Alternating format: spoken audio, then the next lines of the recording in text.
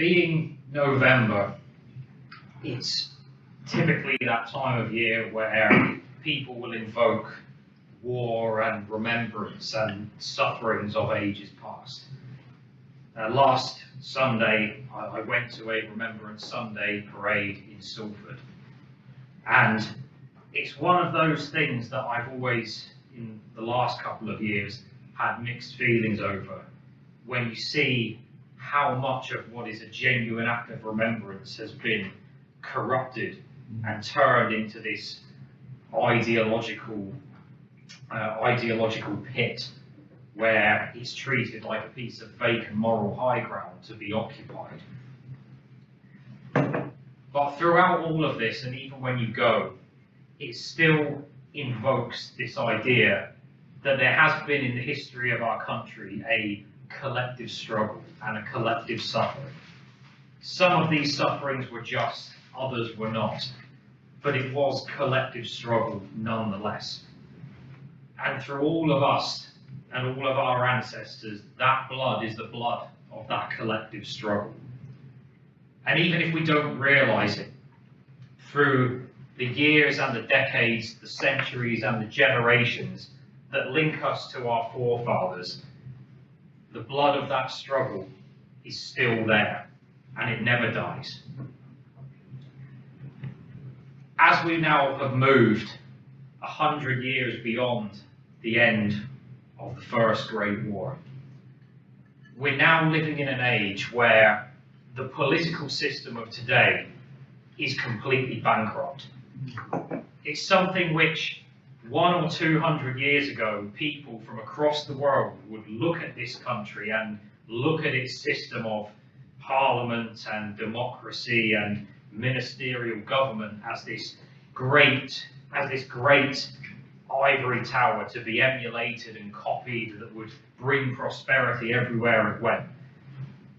Those days are gone, and that system now is completely broke. It's broke beyond any hope of repair.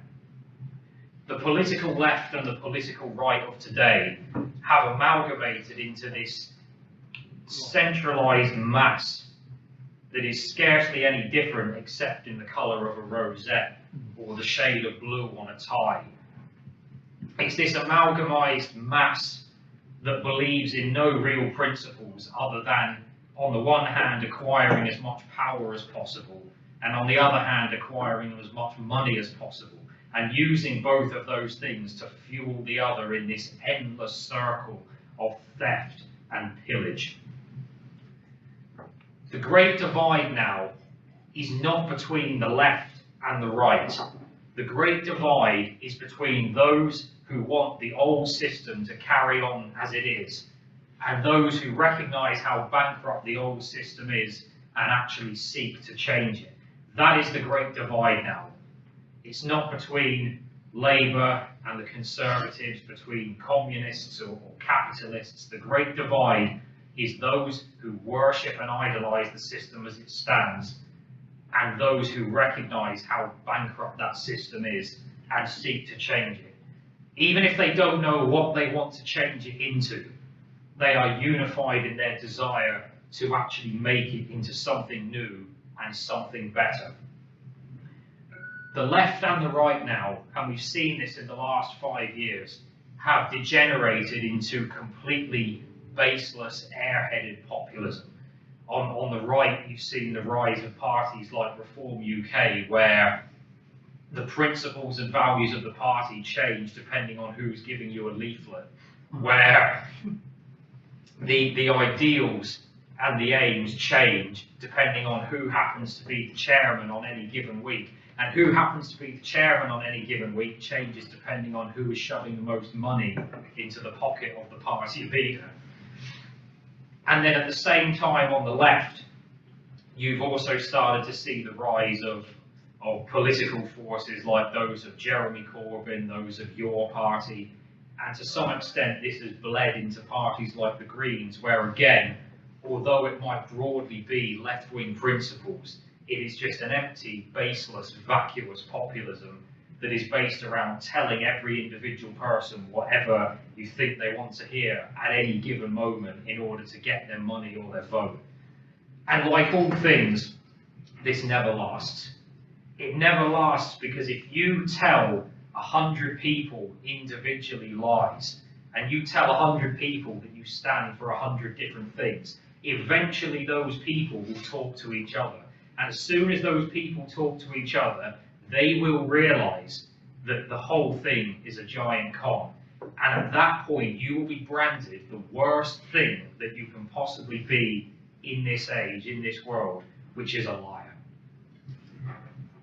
The old men of the system and the old parties of the system have reached a climax where, at this juncture, even if they tell you what you want to hear, even if they say things that you might agree with, maybe they might talk about nationalising industries, they might talk about controlling immigration, they might talk about restoring funding to the armed forces, they might talk about national pride or sovereignty.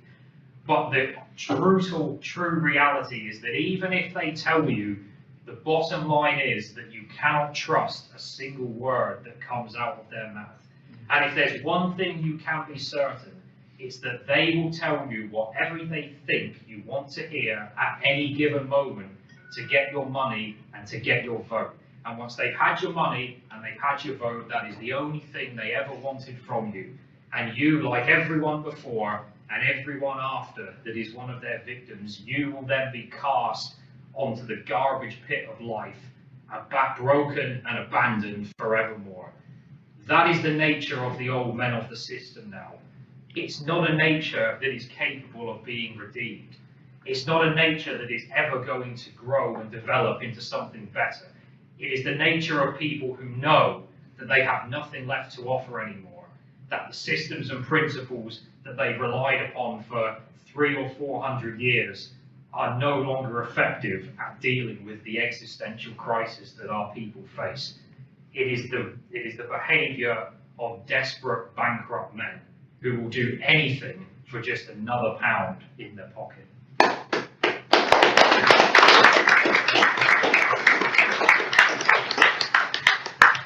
One of the common themes that you hear, and this has been the case since at least the late 1990s, is this discussion of British values.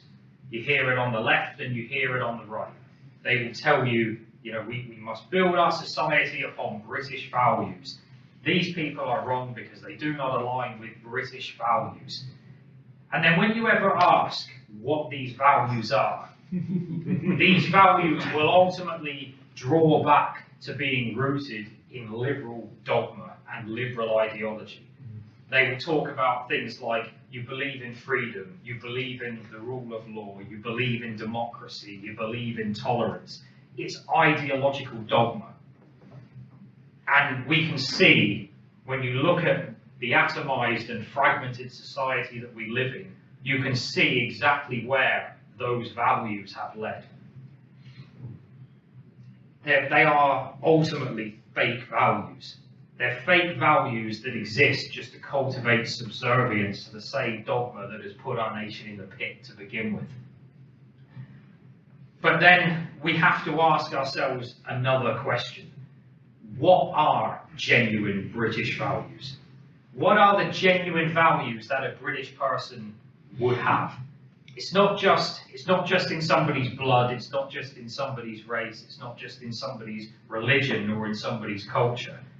There are a genuine set of values that British people have lived by throughout the ages, and which they should live by in ages to come. What are these values? They're not ideological values.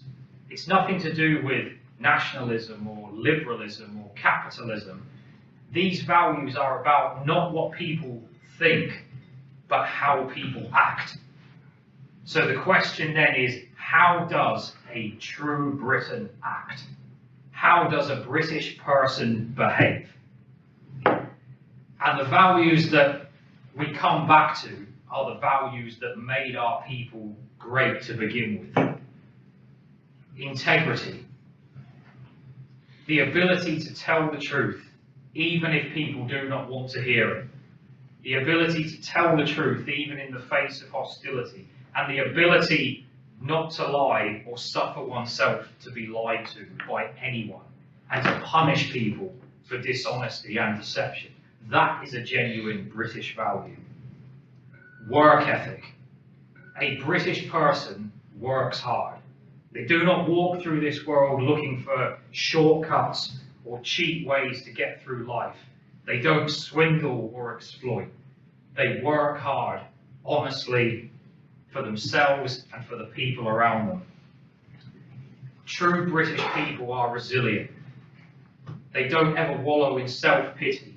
They don't ever allow themselves to succumb to a complex of victimhood.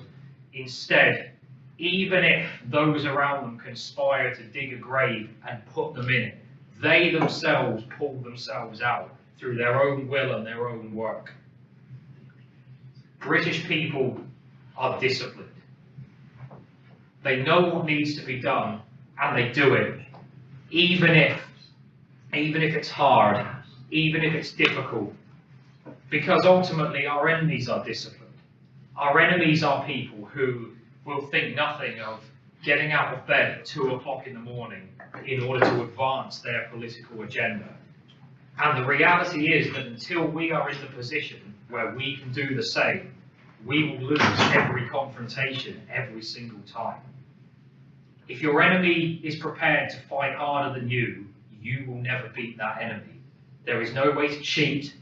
There is no way to rig the game. The only way that you can beat your enemy is to fight harder than your enemy and to sacrifice more than your enemy is willing to sacrifice.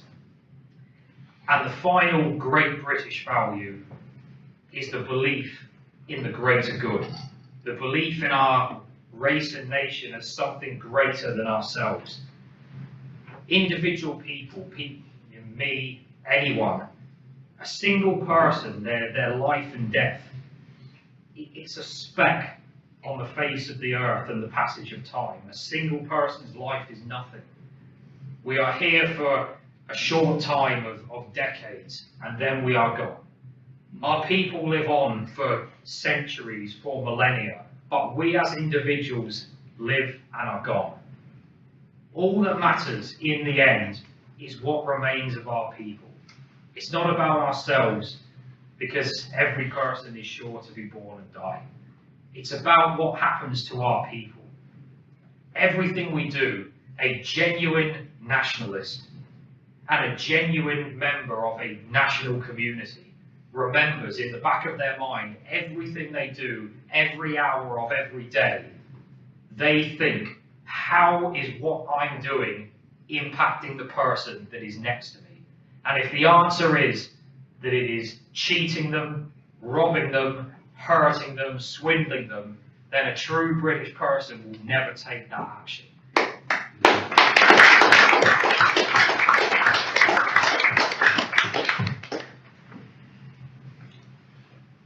Our ultimate objective, and it is a grand objective at this point in time, our ultimate objective is to realise this national community into being.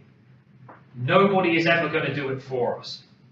No divine hand is going to come down from heaven and just create a country out of nothing. No divine power is going to solidify and collectivise a fragmentised society. Only we can do that. Even if God willed it, it is down to the hand of men to actually make that miracle happen. Everything that we can do, whether it's for the party, for the cause, to realise this national community, everything depends on our own work and nobody else's.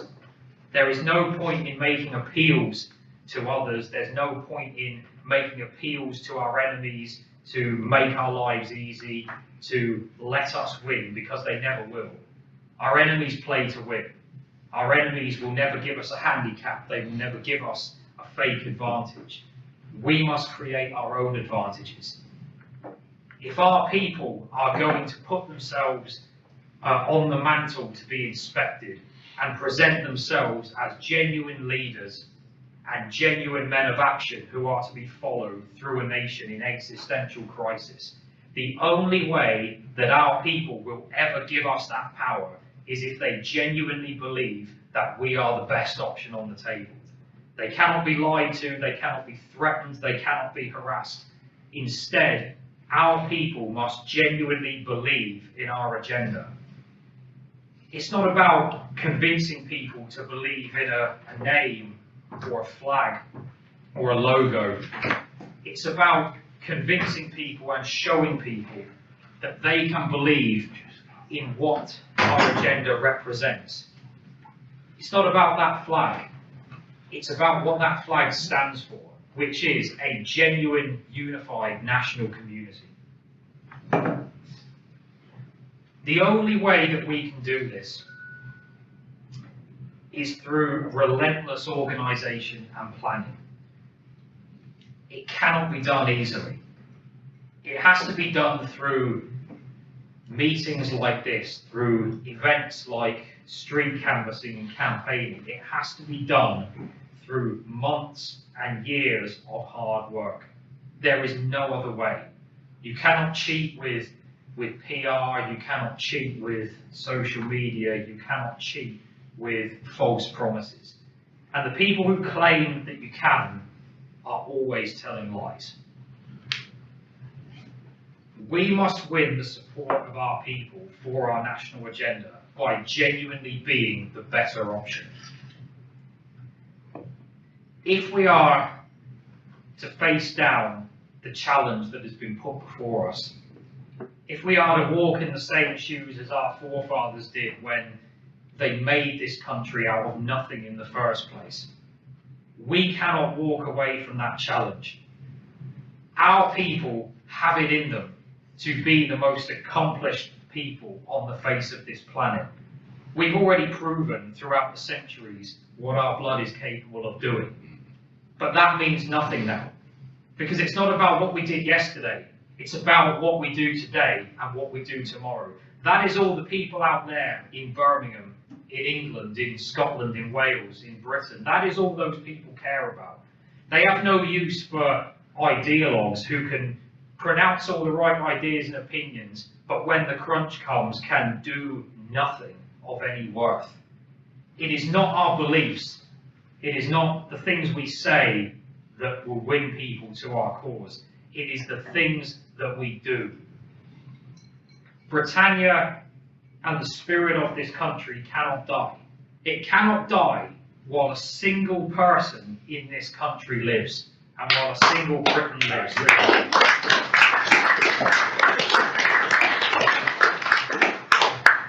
What we have built with the party in even a short time is something which is resilient to attack and resilient to destruction in the way that other parties that have come and gone before us have fallen foul of and been swept away, because they built themselves on a foundation of sand, and they built themselves up through deception or through dishonesty or through bankrupt and crooked leaders that were only out to fill their own pockets.